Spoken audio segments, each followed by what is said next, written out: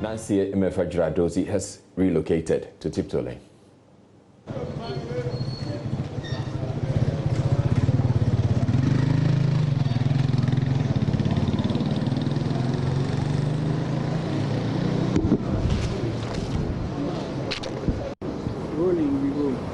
After the scenes at the Osu Oxford Streets, which many of you have already described as a sad situation, I find myself in another peaceful environment.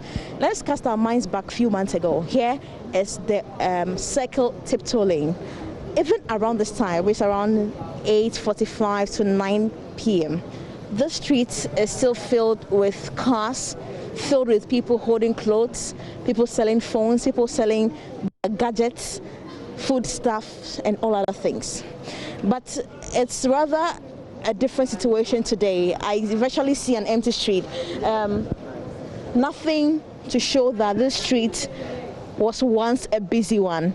Along this entire stretch, you would have found people lining their words on the floor, with many hundreds of people filling this particular space or this road in between. But the story is different. You can hardly find anybody selling food or anything. The only person I have spotted selling is somebody who is selling food on wheels, and that is all that you get. You would have by now heard conductors or people that we call mates calling out passengers, asking them to join their vehicles from here to Jolu, Big Farm, because they are at the top. But today, I've been here for the past 10 to 15 minutes. I've only seen one commercial vehicle. It stood here for about 5-10 minutes, and I only counted 2 people in the vehicle. I mean, it appears that even though there's been a lift of the lockdown, the situation hasn't really changed. I mean, we were here a few weeks ago during the lockdown, and yes, some of the shops were not in operation.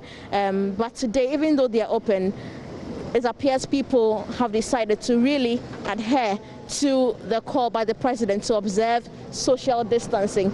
Maybe again we will come here on a Saturday, because I know that on weekends here is quite a busy street, to find out whether or not people are only home because today is the first day. What happens on day 5 and day 6 and day 7, day 10, day 20? We'll keep an eye on this.